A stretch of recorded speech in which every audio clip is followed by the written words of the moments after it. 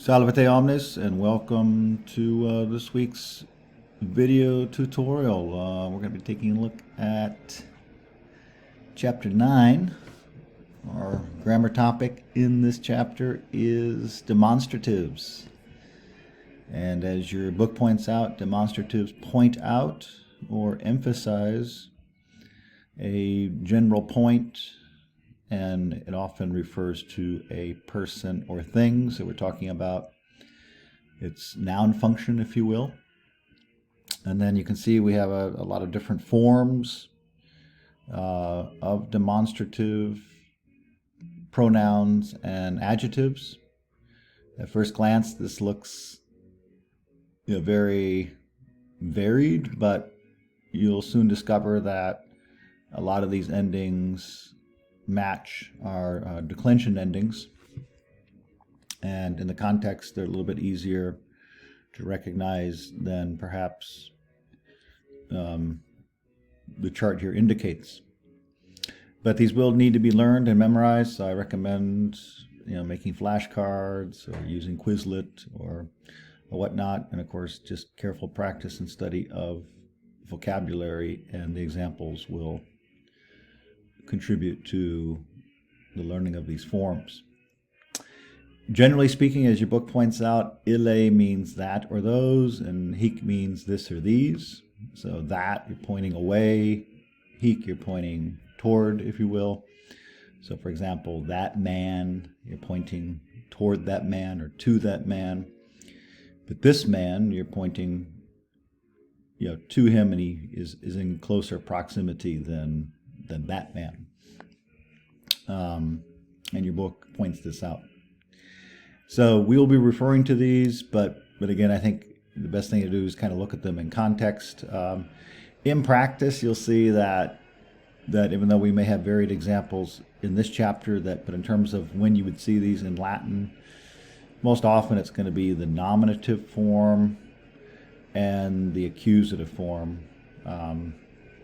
And again, we'll probably have some other forms in this chapter just because we're practicing the concept. But in practice, it often means like this man is bad or this man is good, or do you see that bad man or do you see that good man? So in practice, it's as a subject or a direct object, nominative and accusative, where you're likely to see these in unadapted Latin. All right, so you want to read through these examples, read through this description rather, and once again, if we were in a classroom, we would do that, but please read through it, and then don't forget to do the self-tutorial exercises in the back of the book. Here's some good examples of kind of the differences between and how they're used. So liber means book. It's where we get words like library. So we have hic liber, but then we say that book, ille liber. So if we go back to our forms here, so hic liber, ille liber, because book is masculine. Now this is an example where we are going to need to know the gender of nouns, which we haven't really talked a whole lot about. So you may have to use Whitaker's words or dictionary. So here you can see liber can mean a lot of things, but in this case it means book. But then down here it says M, which stands for masculine. If it's M, it's feminine, and if it's N, it's neuter. And so book, volume, interbarkatry in this context, book. So knowing the gender of the nouns is going to be helpful, and again, there's no shortcuts for that other than looking up words in a dictionary and learning the gender for nouns. Going back to these contrasting examples, here we have this state, and the reason it's this state is state, if we go back to our example here, this state is feminine. So we're going to need the feminine ending. Well, in this case, I guess they're using, so let me go. So we have hanc civitatem. So you can see right here is our feminine HANC being used as the accusative direct object. And again, if we're not sure, we'll have to look up that, and just to verify.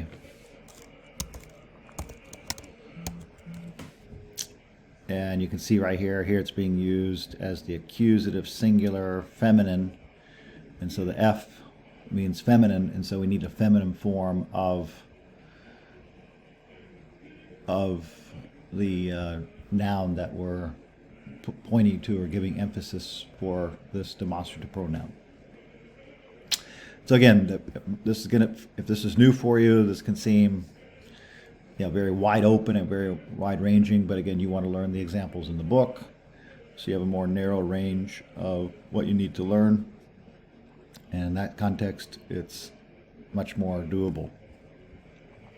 So please take a look at these other examples. We may refer to them in our examples, but I think these two contrasting pairs give a good example of how these are used. All right, so we're going to go ahead and move forward to the vocabulary, which you want to learn. Here we have locus loci, which means place or passage, and morbus morbi, disease, sickness. Again, words in parentheses, those are words in English that are derived or come from the Latin word. Studium, studii, hic haec hoc, ille illa illud, iste ista istud, alius alia alud, alter altera alterum, noiter noiter noitrum, nullus nulla nullum, solus sola solum, totus tota totum, ulus ulla ullum, unus una unum, uter uter utrum, enim in. So we have a lot of demonstrative adjective words in this chapter, not a whole lot of nouns or verbs. And then nimis or nimium rather means too much as an adverb. So definitely take a look at those vocabulary words. Don't forget the Whitaker's website has some audio files to help you learn how to hear and pronounce these Latin words. All right, let's go into the lesson proper, if you will, and let's take a look at the sententia antiquae, so the ancient sentences or the ancient sayings, or unos ubi illes nunc videre possum by Terence. I think we mentioned before, is a writer of comedy, and the best way to learn it is to work through it. So I would get out a pen and paper. Some of you asked during the last test, how do you learn these things? Well, you're just going to have to get out a pencil and paper and learn the vocabulary. So ubi means where.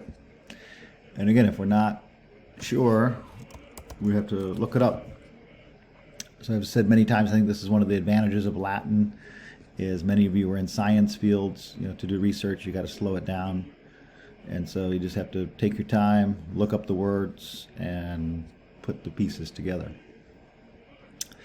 Now here we have illes, and so if we go back to our grammar topic here, you can see that illes is an ille word, that or those, but then it's in the plural, and it's accusative plural feminine.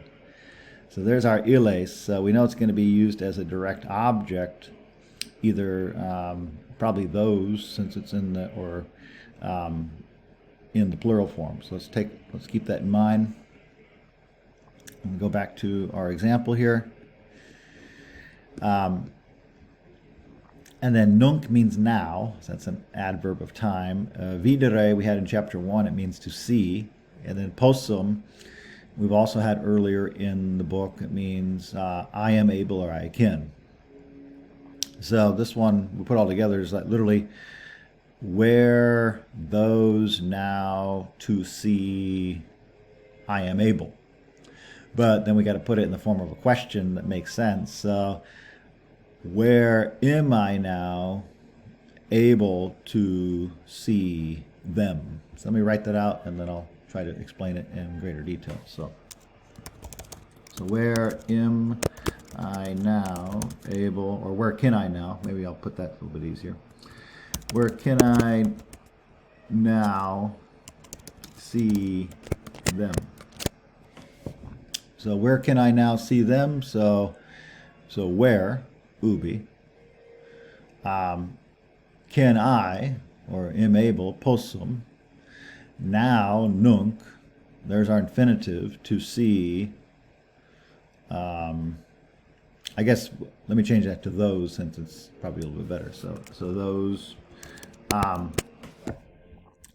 We don't know the context of this. It could mean probably those people, since Terence often wrote dramatic comedies. But if we go back to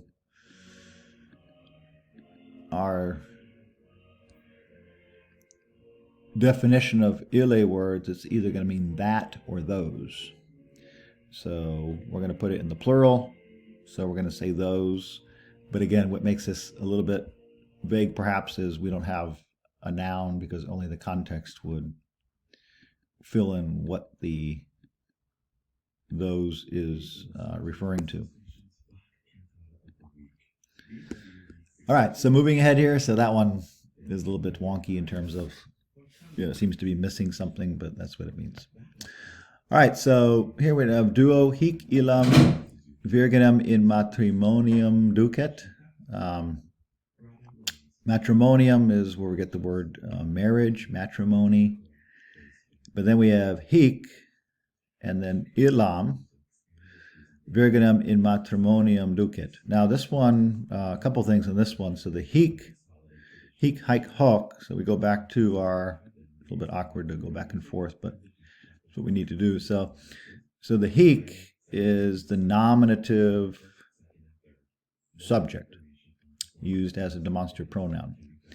So as I said earlier, the first two examples are nice because it illustrates that, as I said, that most of the time these demonstratives are used either as a nominative or accusative. And so we've seen that with the first two examples.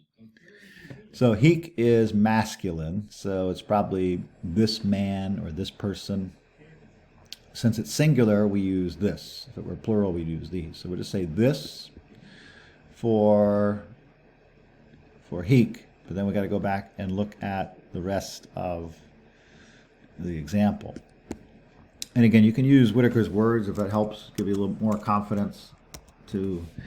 So hic, well, it doesn't really tell us, it doesn't really distinguish. But so again, it doesn't really tell us if it's singular or plural because it gives us hic, haec, hoc. And so, but it is singular as we saw in the chart just a moment ago. So hic illam, but then we have am and then em, which tells us this is the direct object. So we go to am, but then em. So that is the accusative direct object because accusative is the direct object in Latin. But then we have a preposition in, and then into matrimony is how we're going to translate it, because matrimonium is a second declension noun. How do we know that? Because it's a neuter noun ending in um, and then the genitive singular always tells us the declension to which a noun belongs, in this case the letter I. So if we look here, neuter, there is e, so matrimonium, matrimonii. So there's our endings of u and I. So Latin is all about, that's why Latin is an inflected language, all about the endings. So we go back to the entire sentence is, but then we have the verb down here. Now this one we got to be careful, probably got to look it up here. So as you'll see, this one is actually in the future tense because of the letter E, because it is a third conjugation verb. Remember the first two conjugations are bo, be, boo. This was in an earlier chapter, but the third conjugation doesn't have bo, be, boo for the future tense. Rather, it uses the letter E, and hence we have ET here. So we're going to translate that as will lead. So we put all together is that this, again, this man, but so this man, because it's masculine, will lead that girl into matrimony. In other words, that they're getting married. So let me write that down here. So this man, and again, the Latin doesn't have man, but that's the implication. So this man will lead that girl into matrimony. Now, I tend to keep my readings and translations somewhat literal. If you look up the word for Virganem, you might see maiden, or I mean, let's look up to see what Whitaker says here. So, but you just have to choose one. But I think girl is the most sensible. Girl of marriageable age. That sounds really weird. Young woman, maiden. So remember, one of the things the Whitakers, or not Whitakers, what the Wheelock's Latin tries to do is to indicate that this was a language used to over 2,000 years ago. And so a lot of times the social context, the language, the culture was very different. And so translation is not a one-to-one simple operation. Requires a little bit of imagination. Here's an example where maybe none of these words are that fitting in the 21st century, but that's what it says right here. All right, so number 3, Huio concilio palmam do. And we only have 4 words here, but this one can be a little bit tricky because of the hui concilio. So let's get a grasp on the huic for a second here, and we go back to our chart here. So you can see it is dative singular. So dative means, remember, dative means to or for whom something is done. So it's either going to mean to this or to this man. So we're going to use this because it's singular. So just remember it means to this. And then we go back to our example here. Is concilio means plan, also in the dative, and then palmam is the accusative singular, and it means the palm branch of victory, and then do. So let me write this out. So I give the palm branch of victory to this plan. So let me write this down. So I give the palm branch of victory to this plan. Now, what does that even mean? Well, I give it my approval or a thumbs up. But, Rome was a very symbolic society, and, certainly in everyday language, we tend to shorten our symbols, but I think we all sort of see this as giving the sign of approval. Now, in terms of the Latin, a couple things here. Let's start with the direct object palmam. Well, that one's fairly straightforward because that is accusative singular am, because that's the direct object. So I'm giving the palm branch of victory. So I'm giving this. So since this is the object of the giving, we call that accusative direct object ending in am. But then we have concilio, which is dative because you give something to someone or something. In this case, you're giving approval to the plan, hence we have concilio.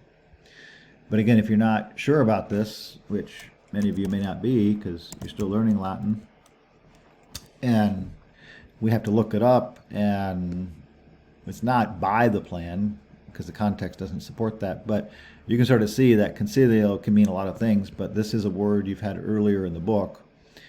And so, and then don't forget there is a dictionary in the back of your book which restricts the vocabulary more exclusively for the examples in the book, because you can see here there's a lot of different options for this.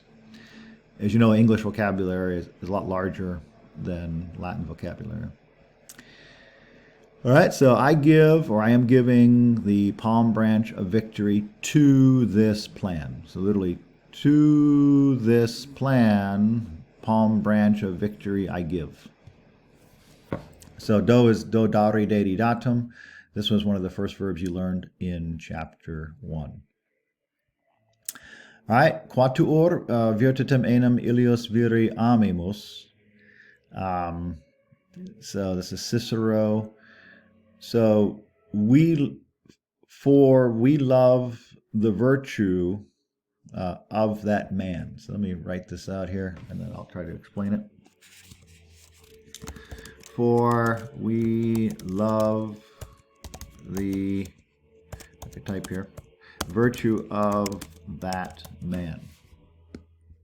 So let's take a look at this. So einem means for, and it's often in the second position. So again, it sounds a little bit overly formal in English, but you definitely want to put it in your translation. So for we love, because we is mus, ame, where we get words like amicable, means love, amor. So this is a verb you've had before. So we put it together, for we love. And then we love what? We love the virtue. So notice virtue ends in em because virtue is third declension. And sure enough, third declension accusative singular ends in em, and that tells us it is the direct object. So for we love the virtue. And then we have the grammar in this chapter, ilios viri. So let's take a look at ilios. So we're just going to have to go back and take a look at this. Well, ilios is singular genitive. In fact, all three of them are ilios, ilios, ilios. So genitive, as you know, means of, of. So we just say of that, because it's singular. So of that. But then we have viri, because man is second declension, and second declension genitive singular is the letter I. So ilios viri, of that man. So we need both those words in the genitive. So we go back and look at the original example again in Latin, and you can see, for we love the virtue of that man. All right, so that one's fairly straightforward, but you definitely need to know your endings and grammar.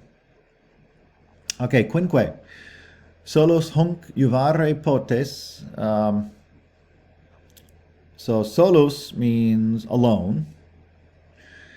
Hunc means, in this case, him, as we'll see. Juvare is the infinitive to help. And then potes, which is the second person singular irregular form of kin, or to be able. So remember, if a verb ends in s, it is second person singular. So you are able, or you can, but then we have solo. So you alone are able to help him. So let me write that down and then I will explain it. You alone are able. So Latin just has two words for that. Latin has solus potes. So solus potes, you alone are able to help juvare, and then him. Oops, I put it in the Latin there. Is our demonstrative adjective. In this case, it functions as an adjective. So you alone are able to help him. So you, s, alone, solos, are able, pote, like potential, to help, juvare, and then hunc, him, because hunc is, as we said earlier, just to look one more time, that hunc is going to be, so I guess in this case it means like this. I could change it to this man. Let me change it so it matches the grammar a little bit, but it is referring to him. So hunc, as you can see, is singular this, but it's the accusative direct object. So I will change this to be a little bit more exact, I guess.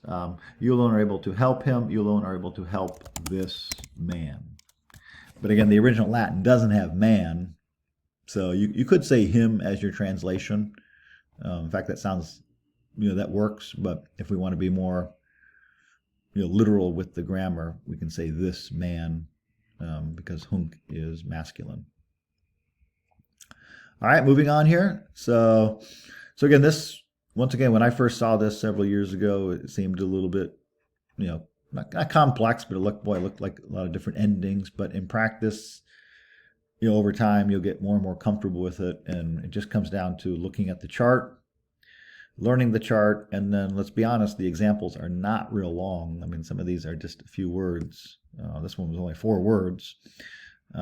This was 5 words. This is 5. So 4 words. So these are not long examples, and they just have to be memorized. Now, with that said, we have a longer example right here, but we only have 9 total, so this is not a lot to learn. So, Puena istios unios hunc morbum civitatis relevabit, sed periculum semper remanibit. So again, with anytime you're doing something longer, especially if you're a beginner, you got to slow it down and just take your time.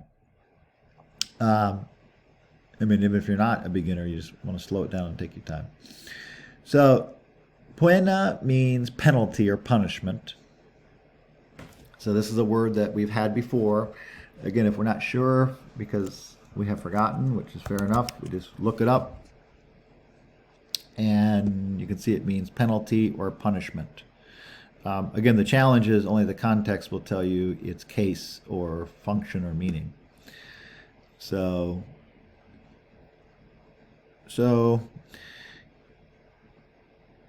the punishment of that one man, I'll try to explain once I go through this and write it down in English. I'll go back and explain it. But this is istios unios hunc. So of that one, of this one man, I guess in this case. Let's go back and take a look at some of these endings here. So hunc we just said is this. But then we have of that. So this one's a little bit trickier because it's using 2 different forms, ille and hic in this case. So of that, so there's the ilios. But then the unios also is in the, is that right here? No, let's see. I thought they had a chart for this one.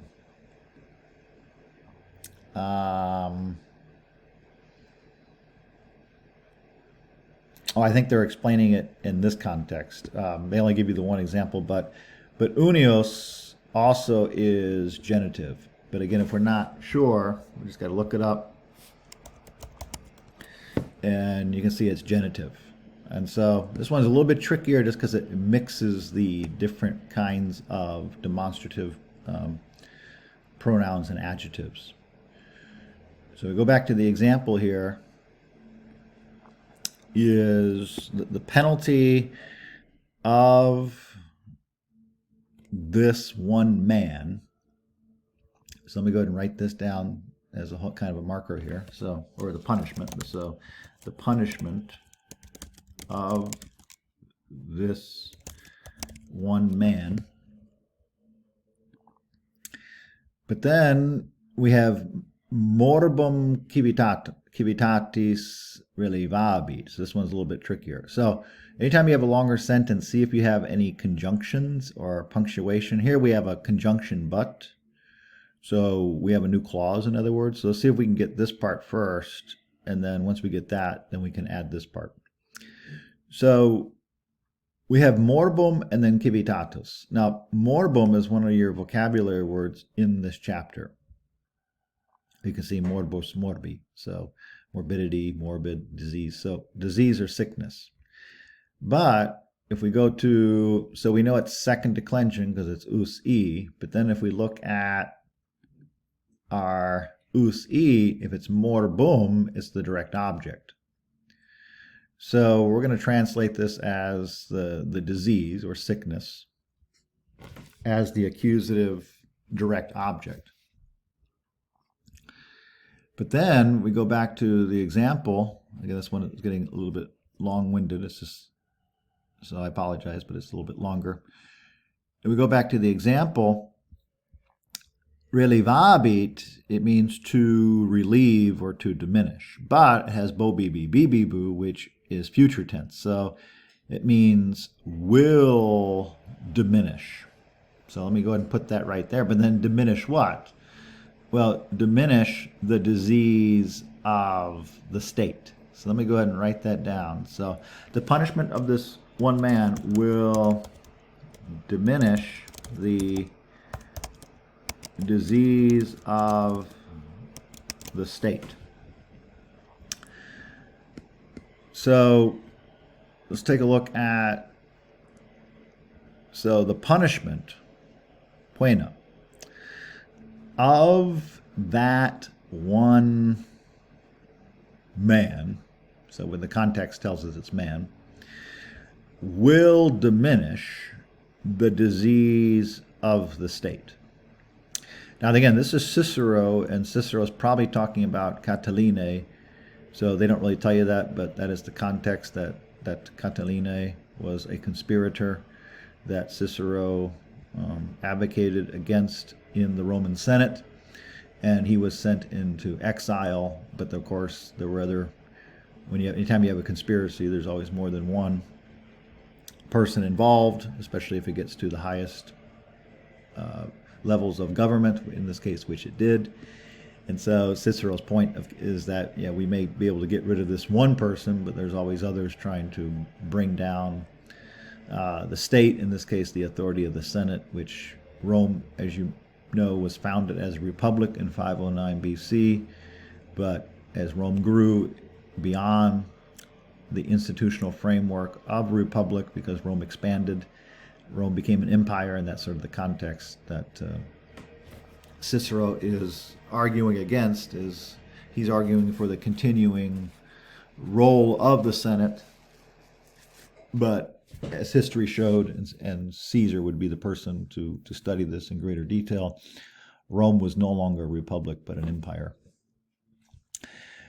But the danger will always remain. So let me write that down here. But the danger will always remain. So this last part is a little bit easier. So if we look at this last clause here, said we've had before in chapter 1. Periculum we've had before. It's where we get words like perish. So that's a neuter noun. But the danger will always, because bo be was future, and of course this is where we get the word remain. And then semper means always, just as an adverb. So once you look up the vocab, this one is fairly straightforward. The tricky part is the istios unius hunc, which means of that one. Think of like a unicorn, one of a kind, of that one. And then the hunc tells us it is, once again, just looking at our endings here, of this. Did I even get that right? I got to double check it here. So of this, that tells us it's accusative in, of this one man.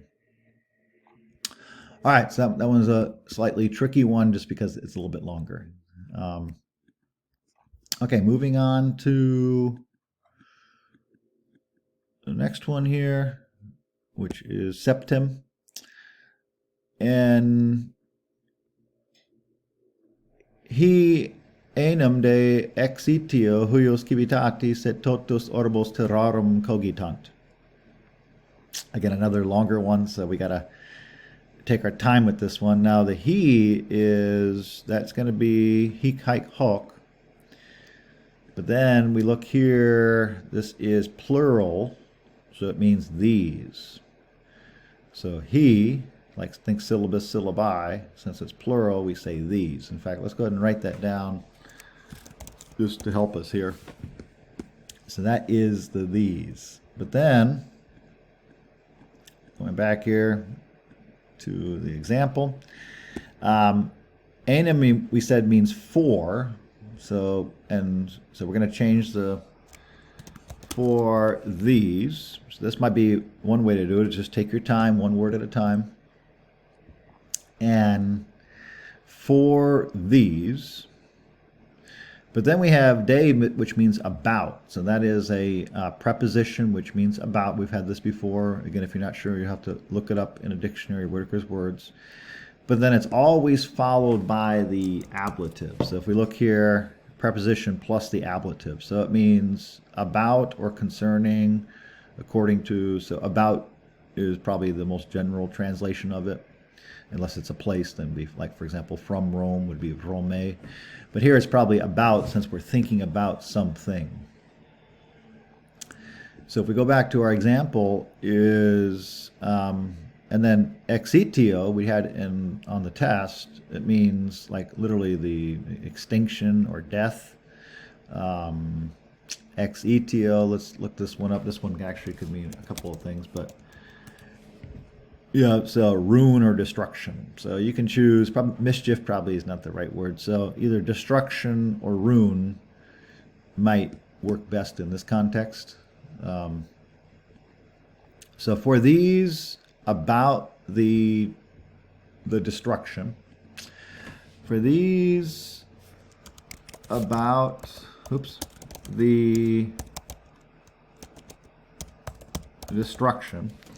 Now you can already see that in English we would need the subject and verb here, or the verb, because we already have these. But Latin, as you know, tends to put the verb at the end, and so our verb is all the way at the end over here. And so this is our cogito ergo sum, I think therefore I am, by Descartes, used long before him. Is cogitant, it means are thinking, because they, for these, are thinking. So again, if we're not sure about this, we look it up. And you can see it's present, active, indicative, third person, plural. So it means they, agreeing with he. So are thinking, reflecting on, pondering, that seems too philosophical, too Greek. So Romans were a little bit more practical than the Greeks. So for these are thinking. So that's he enim cogitant. So he, these, enim, for, cogitant, are thinking. For these are thinking about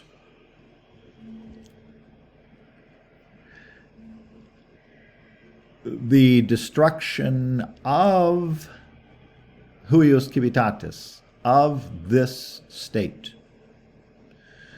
So huius, let's hold on to this right here. So hic, hoc, huius. So we go back to our example here. Huius means this. And then don't forget these examples right here. Do they have the huius?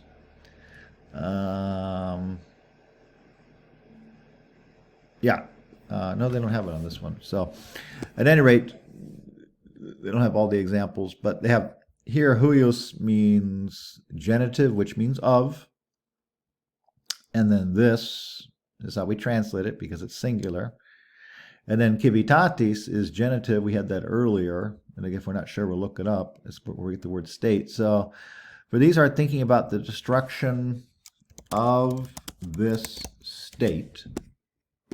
And again, the context is Rome was always sort of at war and civil war during the 1st century BC.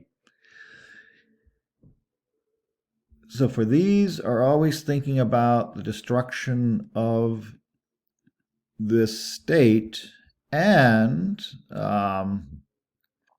literally totius orbis terrarum literally means of the total orb of the lands. This is an idiomatic way of saying the entire world, and of the entire world. In fact, let's just put that down. So this phrase right here probably just orbis terrarum means the world, of the entire world, totios, total, of the total world. So for these are thinking about the destruction of the state and the total world.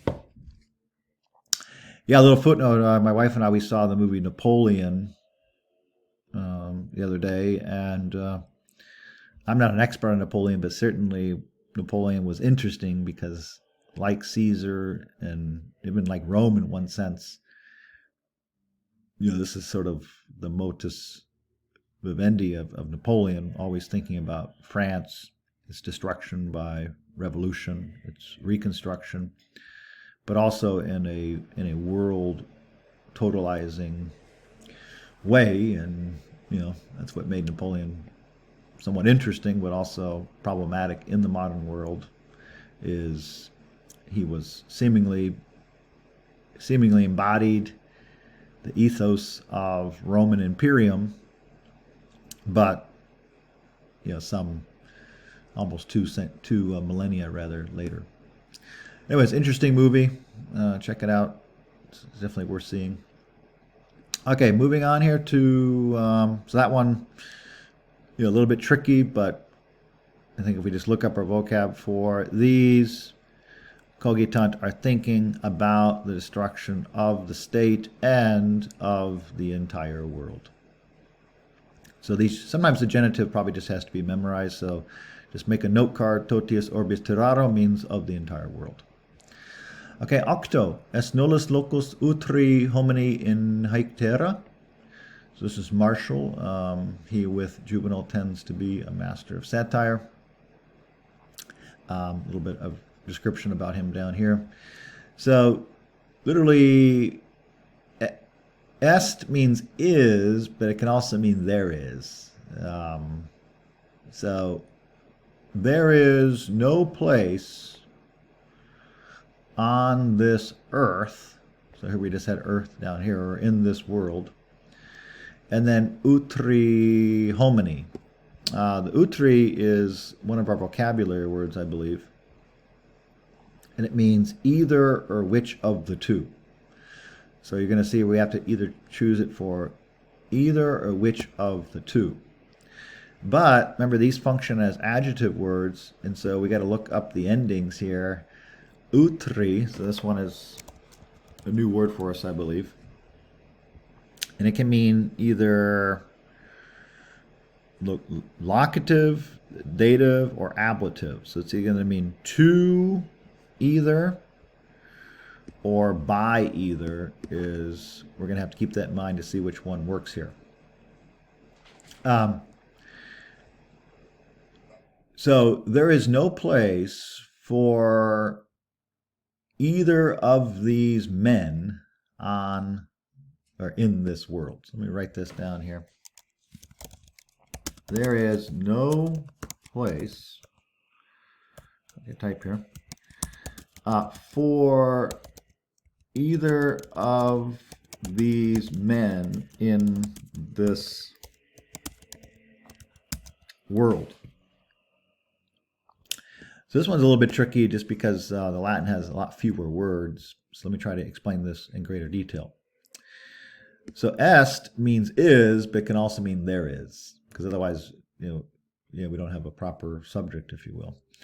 And then nullus locus, that's pretty straightforward. This means no place. Locus is one of the vocabulary words. And then in haec terra, this actually is in the ablative. Ablative often functions as place. So if we go back to, here is our ablative singular right here. 1 second here.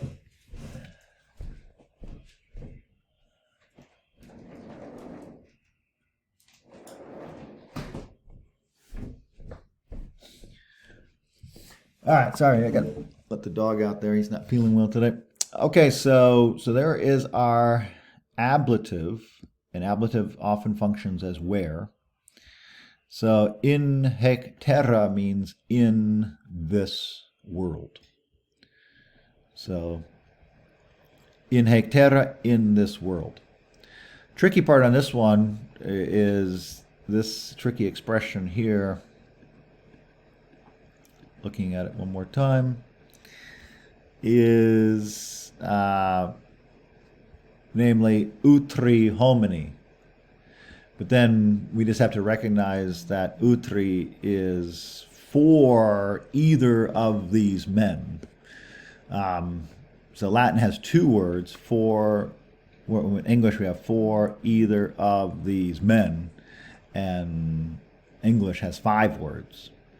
And that's sort of the essence of Latin. Again, think of Anno Domini, in the year of our Lord, in the year of our Lord. That's 6 words in English, only 2 in Latin. So this one is tricky, just because it is in the dative here. So there is no place in this world for either of these men. Novem, number 9, non solum eventus hoc docet iste es magitus stultorum, sed etiam ratio, by Livy, the famous Roman historian. And eventos means outcome. So if it's in italics, that's so the event. So literally, not alone this outcome will teach that he is a master of stupidity, but even reason. So one of the things in this one is we've got to make sure we get our verb tense correctly. And you can see, so in this case, it's present active indicative, so it means teaches or shows.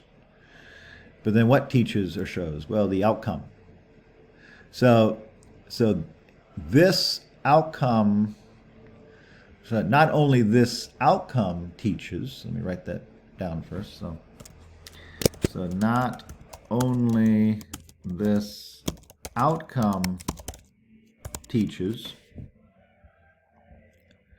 so non solum eventus, not only this, hoc, not only this outcome teaches, he is a master of, literally of stupid people, but we'll say he is a master of stupidity. He is a master of stupidity.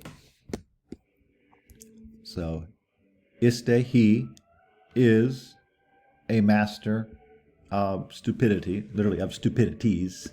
So if you wanted to put it in the plural, we could, just so the grammar fits stupidities. Which kind of makes sense. If you're a master of stupidity, it means it's more than one wayward thought or action. So orum is second declension genitive plural, so of stupidities. You've had this word before with the example in the test of Ecclesiastes. But also reason. But also reason. In other words, reason also teaches that he is a master of stupidities. So there is the word for reason in Latin, but also reason. All right, let's take a look at the longer passage for today. It's actually by Seneca.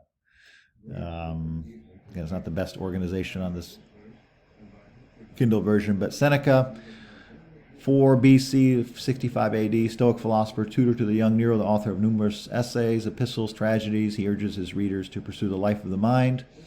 Accused of involvement in a conspiracy against Nero, like Socrates, his hero before him, he was forced by the emperor to commit suicide.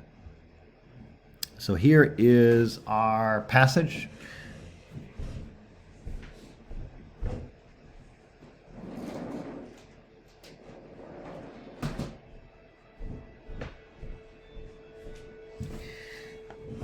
And let us read. Legiamus. Si vi studere philosophiae animoque, hoc studium non potes valere sine frugalitate, haec frugatis es paupertes voluntaria.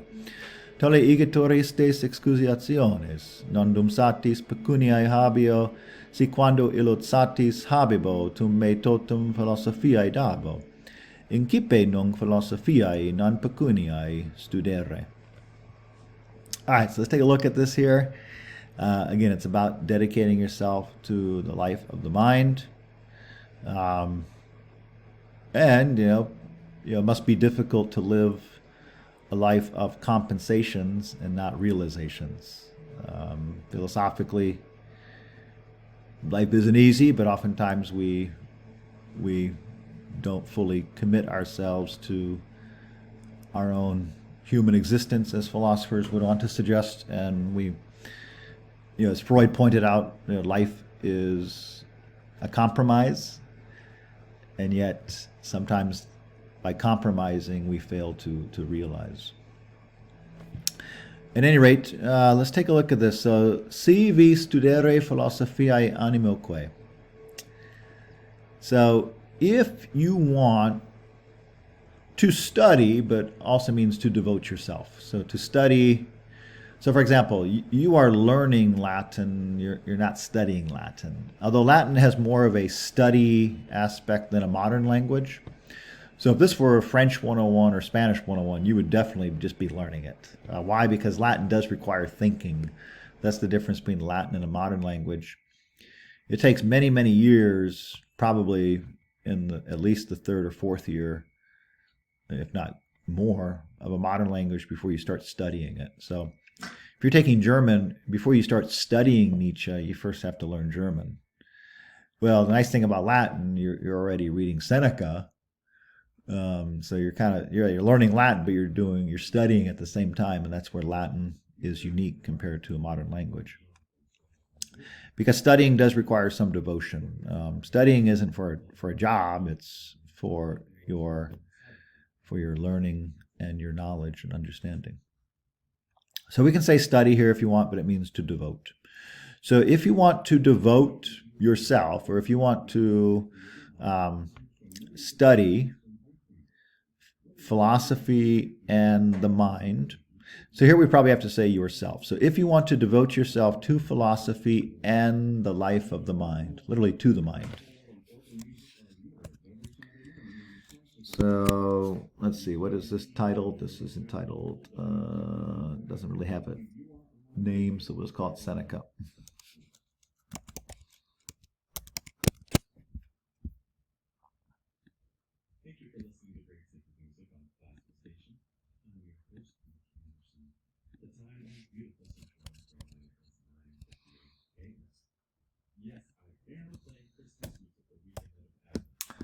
All right, let's get this organized here. Okay, so si vis, if you want, is si vis. So we had this word before vis, it's irregular. That's where we get words like volition. To devote yourself, so that's studere. We're putting it, Latin doesn't have yourself, but I think that's what we would need in English to make it sensible. To philosophy and the life of the mind. I'm a philosopher, so that's why this language is easy for me. That's why I don't need to go back and look at it. But let's go back and look. So if you want to devote yourself to philosophy and the life of the mind. Now, studere always requires the dative. So if we look this up here, it doesn't say that right here, but it does require the dative. And so how do we know that? Because take a look at philosophy is AE, and then animo ends in O. So we know that it is dative. By the way, we know it's dative and not ablative. You're thinking, well, how do we know it's not ablative? Well, because philosophy is in the dative. So, and then the context tells you you're devoting something to someone or something.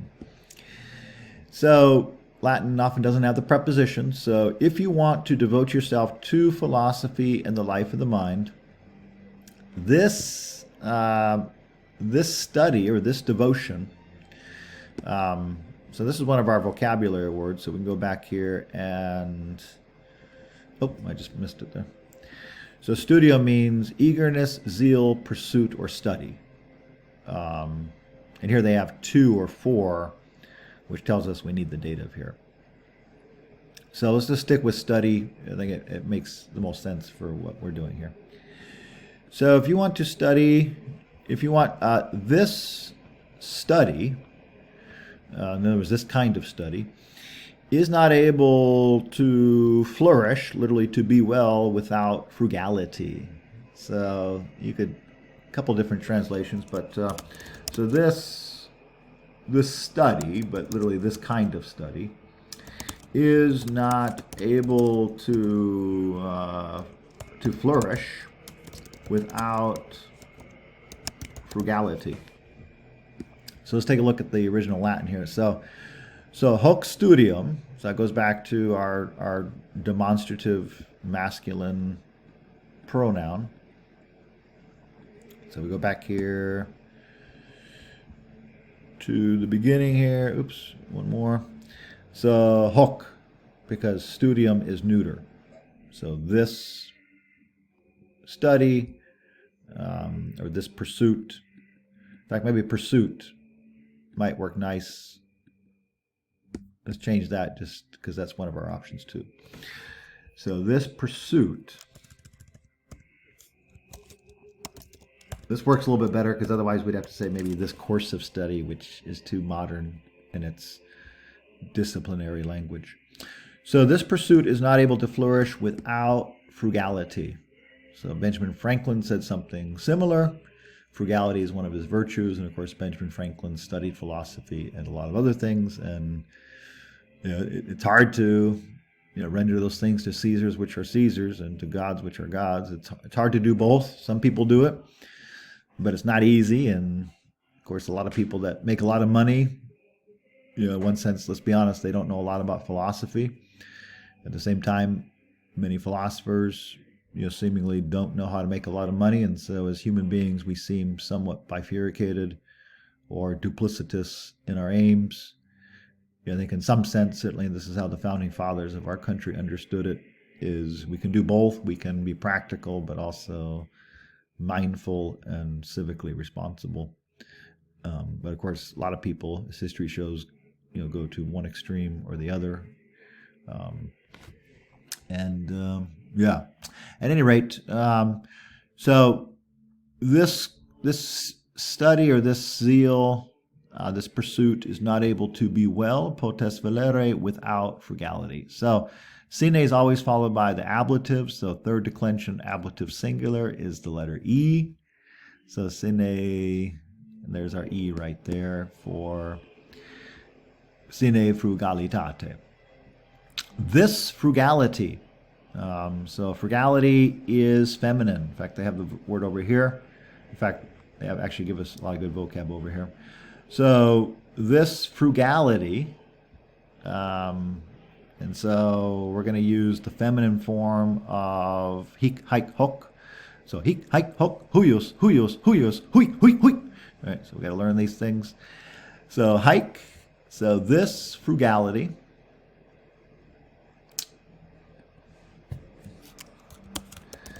This frugality is voluntary poverty. So poverty, voluntary.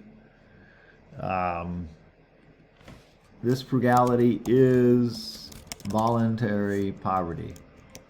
Think of somebody who joins a monastery. You're basically renouncing the world. This is complex, but there is some truth in sublimation, requires renunciation. To be an artist or a thinker or a musician, something that is beyond biological necessity and social progress does require some kind of willful renunciation of what we call progress and reality. And I think that is expressed in this language here. Tole means take away. So this is the imperative, going back to an earlier chapter. Think of like a toll bridge raising up, but literally take away. So again, we'll just follow the vocab here. Take away, therefore, those excuses. So take away, igitor. Tole. Therefore, igitor, and then those excuses.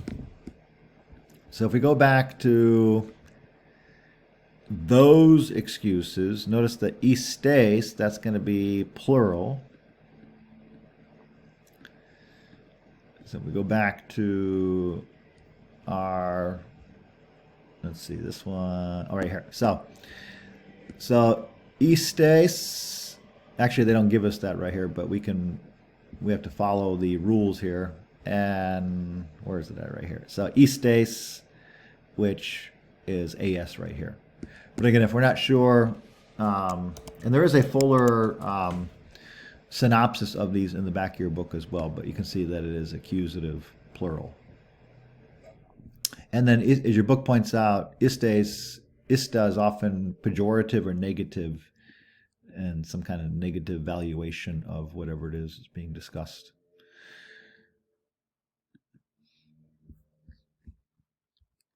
Okay, so take away therefore those excuses. And what are the excuses?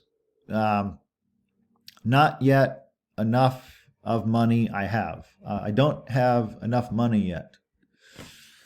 So the excuses are I don't yet, so nondum, have enough money. Literally enough of money in Latin, but I think in English we would say I don't have enough money. So nondum means not yet. So not yet enough of money I have. I don't have enough of money. I don't have enough money yet. And then what's the other excuse? According to Seneca, si quando illud satis habebo. So quando means when, si means if. So literally if when, but when I have enough money is how we would translate that. So let me write this down. What is the punctuation on this? They're using a period. Okay. So when I have enough money. So this one's a little bit tricky because Latin has the si quando, so you might just want to make a flashcard and say that means when. And then it has the illud, means referring back to money. So I guess you could translate this as that when I have enough of that, but I'm going to say money because it is referring back to money. But literally, when I have enough, when I have enough of that, literally, if when that enough I will have. So it's just kind of a little bit tricky to translate this one, but the context is definitely referring back to money. Then I will give myself totally to philosophy, or I will give all of myself me totum. Then I will give myself to philosophy. Again, the Latin literally has I will give my total self, because it has totum me, but then means tum. So then dabo means I will give, because bo bi bi bi bu bu, and then me totally, and then you give something to someone, in this case to philosophy, because once again it's in the dative singular, because dative is to or for whom something is done, in this case to philosophiae, to philosophy. Okay, and then let me fix the punctuation here. I'll go back and look at that grammar note in a second here to see what the deal with that is, but right now moving forward. And then the last one is incipe, where we get words like incipient, inception. It's also in the imperative. So begin now to study philosophy, or to devote yourself to study philosophy, not money. So begin now to study philosophy, not money. All right, so begin now to study, studere, philosophy, because remember, study requires the dative, so that's why we have dative endings here, and then not money.